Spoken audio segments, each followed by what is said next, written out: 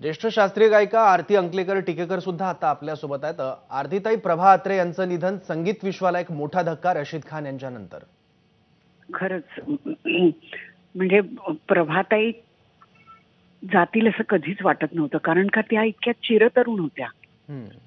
गेल्या वर्षीच आता नोव्हेंबरमध्ये कार्यक्रम झाला, त्या कार्यक्रमामध्ये ऐकायला, त्या कार्यक्रम ऐकण्यासाठी अगदी ताठ बसून पहिल्या रो मध्ये गाणं ऐकायला रात्री 11 पर्यंत बसल्या होत्या। स्टेजवर पण बसलेल्या असताना त्या 92 वर्षाच्या वाटायच्याच नाहीत अजिबात, आणि अविरत काम करत असत।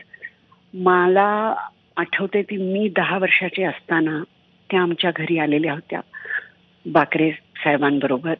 आमिर खान साहेबांचे शिष्य बाकरेजी आणि प्रभाताई मिळून आलेले होते।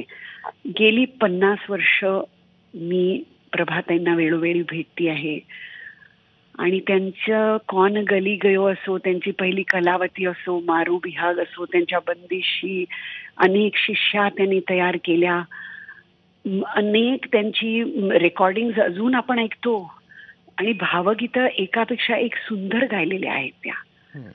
आणि चिरतरुण होत्या त्या, कायम हसतमुख, इतकी सुंदर, नेहमी सुंदर साडीमध्ये, सुंदर बॉर्डरची, आणि इतक्या दिसायच्या पण छान। बरोबर। आणि फार अभ्यासक होते। इतक्या त्यांनी शेकडो बंदिशी केल्या आहेत, शेकडो। बरोबर। मग त्याच्यामध्ये कजरी, ठुमरी, दादरा, अनेक रागांच्या बंदिशी, नवीन राग, म्हणजे सृजनशीलतेचा एक आमच्या समोर आदर्श आहे। केवढ्या कमालीचं काम करून ठेवलंय त्यांनी।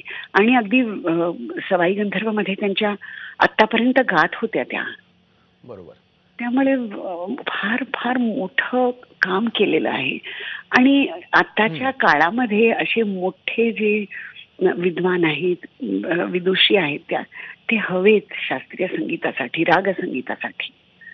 त्यांचं असणं खूप महत्वाचं आहे। बरोबर।